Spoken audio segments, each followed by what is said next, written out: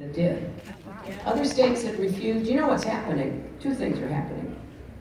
Rural hospitals and clinics are being shut down because there's not a revenue stream. When I was campaigning in South Carolina during the primary there, I visited some places that were losing their hospitals because the governor there would not expand Medicaid. We're also seeing that when you don't expand Medicaid, which remember, is paid for by the federal government right now, 100%, and then the state gradually assumes, what, 10%, Steve, right?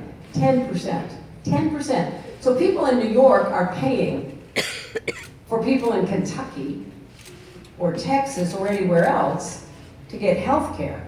But if you don't expand Medicaid, you don't get the federal help. Kentucky was pretty smart. Steve Beshear understood that. He knew he could actually provide health care to poor people, working people, middle-class people without insurance right here in this Commonwealth that would be paid for by people all over America. That's the way it's supposed to work.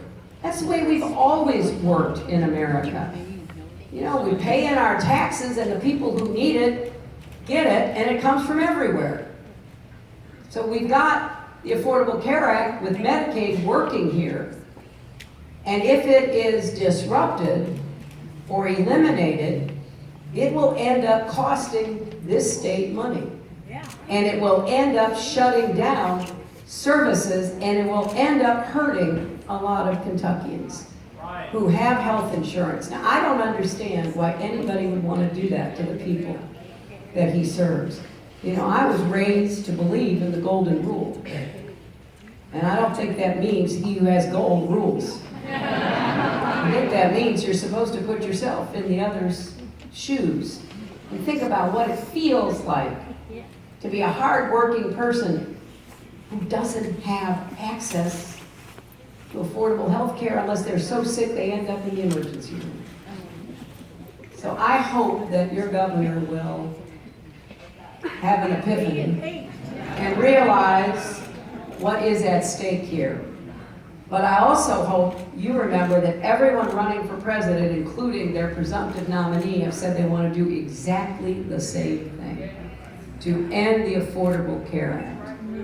And I think that would be a gigantic step backwards. It would hurt people, but it would also undermine our capacity to take care of everybody. Because if you live in a rural area, even if you've got the best insurance you could get, if you've got to drive a long way to get the health care you need, you're not getting accessible health care, are you? So this is all interconnected. We are all interdependent, whether we like it or not. And we've got to understand that and plan for it. I also want to say that the governor is right about how when you go vote tomorrow, you're voting not just for a president, you are voting for a commander-in-chief.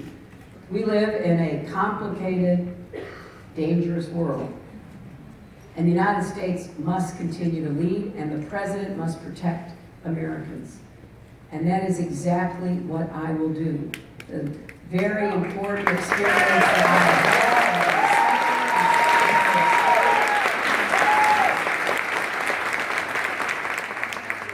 have gives me the insight that I think anyone you entrust this job with has to have. And I was thinking just of some of the issues that I worked on as Secretary of State. You know, I put together the sanctions on Iran in order to drive them to the negotiating table so that we could negotiate an agreement to put a lid on their nuclear weapons. We have to watch them every single hour of every day.